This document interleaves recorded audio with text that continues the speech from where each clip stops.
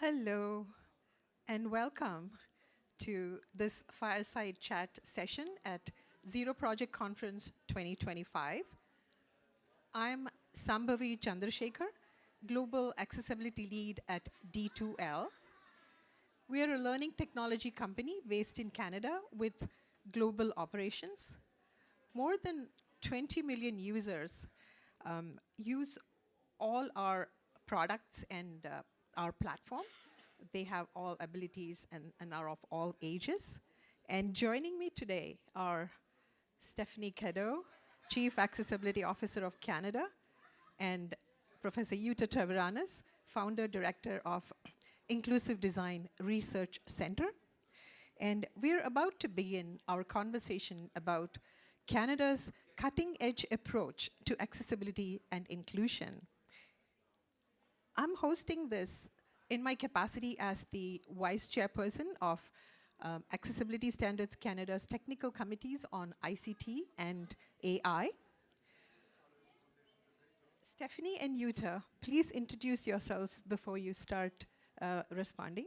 And to begin with, Stephanie, could you please open the floor by explaining what is unique about Canada's approach to legislative arrangements? Yeah. Okay, well, thank you, Sam. I'm Stephanie Cadieux. I'm the Chief Accessibility Officer of Canada, and my role was created by the Accessible Canada Act. I'm there to monitor the rollout of the Act and how we're doing, and to let the minister know what maybe is going well, what might not be going so well as we look to 2040 and the goal of a barrier-free Canada by 2040. My role was created, as I say, in the Act along with Accessibility Standards Canada, of which you both are very aware and we'll talk more, and the Accessibility Commissioner, who will monitor and enforce compliance of the Act. And I think what's really interesting about the Act and what's kind of unique is the Act is enabling legislation. It starts out with very few regulations. The regulations in place right now are to create a plan in consultation with people with disabilities and the Nothing Without Us principle, to then have standards be turned into regulations over time. And those standards are being developed with people with disabilities at the core. And I think that's what's really unique about the work. That's really lovely to know, Stephanie. And I do believe Canada as a nation is very supportive to accessibility and inclusion.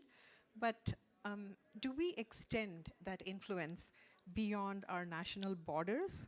I'm curious, especially given some of the geopolitical situations that we are witnessing today. What are your thoughts, Yuta? And don't forget to introduce yourself. Okay, thank you, Sam. And I'm Yuta Treviranus. I'm the director of something called the Inclusive Design Research Center at Cadieux University in Toronto. And I also lead a graduate program in inclusive design. And relative to this discussion, I'm the chair of two standards groups, an ICT standard group and an AI standards group within ASC, the Accessible Standards Canada. So these are the standards that we're developing to support the Accessible Canada Act.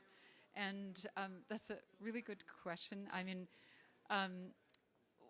of course, we're in a fairly crazy time at the moment. And with respect to ICT and AI, we're at a very difficult time because most enterprise ICT began in the US, is still being controlled within the US, and we have a government that is doing not very nice things related to that, using people with disabilities as scapegoats, demonizing all the values that are supported by the Accessible Canada Act. And so I think the issue of international collaboration has become so much more critical at this time, and it behooves us to step in where we can, to carry the torch during this next crazy dark time. And what I love about the Canadian approach is that unlike many of the other standards groups such as CEN, ETSI, ISO, etc., especially the standards group within Europe, all of the Canadian standards are free and open. And we're open to collaboration. We're co-designing with people with disabilities, and we want to harmonize. So there isn't this national protection of a particular standard. And I think that's an approach we all need to take at the moment. It is not a time to be competitive nationally about only we can create standards, only we want to protect our standards, and we will charge for our standards. Canada is making those standards available to the world, and we invite collaboration, we invite participation. In fact, the AI standard that we're developing, the accessible and equitable AI standard, has participation from the US and from Europe. And we're hoping that that will pave the way to sharing it with Europe, because of course Europe is taking leadership in the protections that are needed regarding AI.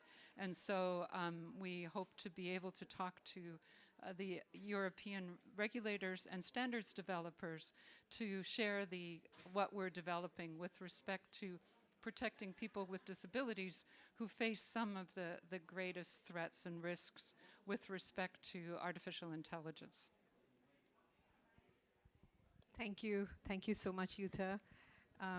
So passing it back to Stephanie, regarding ICT standards, like what is the unique approach that Canada takes with respect to developing standards, specifically ICT?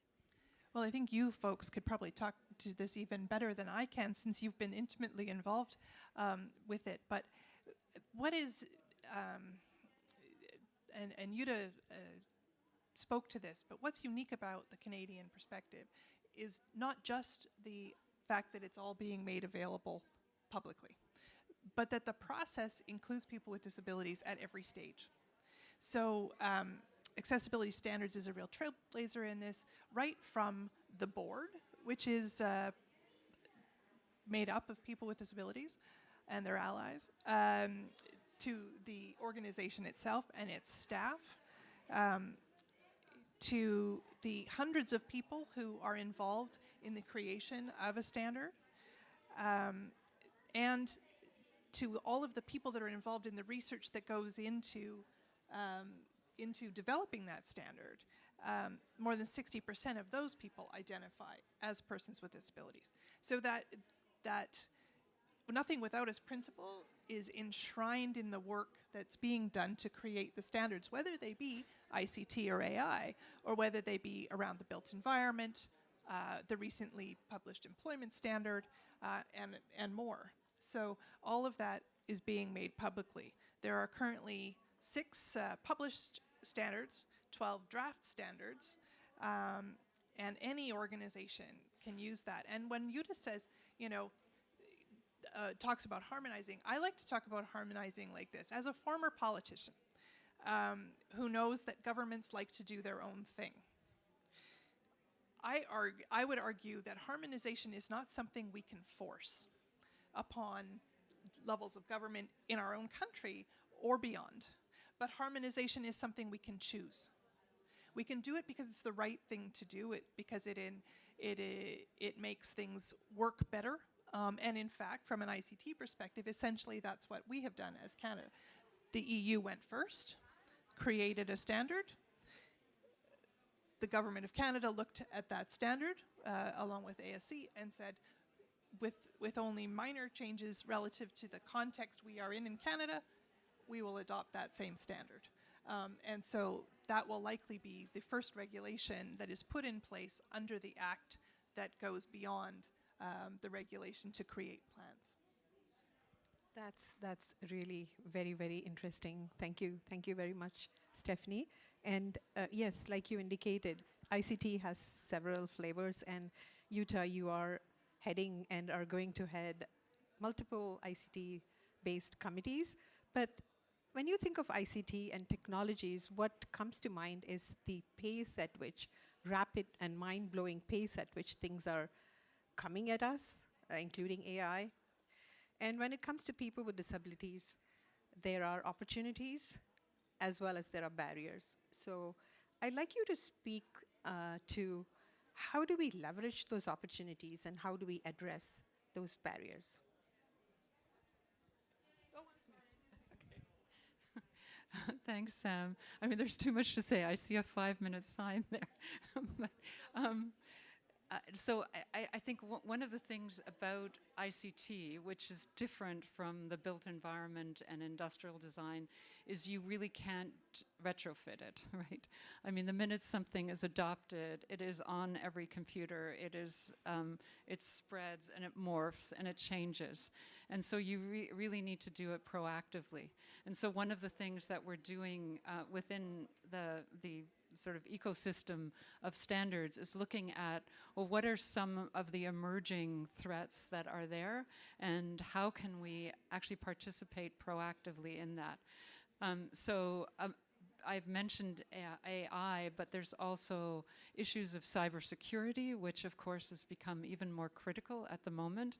And unfortunately, bad actors look for the vulnerable, and there are so many vulnerabilities. So while we're really excited at this conference about all of the amazing assistive technologies that are emerging, they also are a means of cybersecurity weakness. And so how do we make sure that it's not just looking at privacy, which seems to be the thing that is standardized all over the place at the moment, because none of the privacy protections unfortunately work if you're highly unique and people with disabilities are unique. So we need to go beyond that for how do we make things secure, how do we ensure that things are not abused or misused. Additional areas that are emerging include fintech. But then I think underlying all that is a fundamental need to relook at how we create, adopt standards, especially, and technology, how we market it, how we research it, how we sell it within work, and what are the implications for work. And that's a much longer conversation here. And Canada is looking at some of that in terms of the employment standard, et cetera. And yeah, so we welcome Canada welcomes, and I'm a Canadian, but I shouldn't be speaking for you. But I think as Canada, we welcome anyone who wants to participate with us and collaborate with us. And we want to share the things that we're collectively creating. That's very Canadian. Thank you, Yuta. What actually stands out to me when I think about the unique approach of Canada is that we recognize the value of differences and putting that period after nothing without us. I really love that because everything is about us, right? And I don't want to repeat the cliche like we are designing for our future selves or someday, et cetera, but I want to come back to the point that we lead with people with disabilities, and we are recognizing the intersectionality that brings all other minority differences as well in. And we do hope to continue to come to Zero Project every year to give updates. Thank you. Thank you, everybody, and thank you, Stephanie, and thank you, Yuta.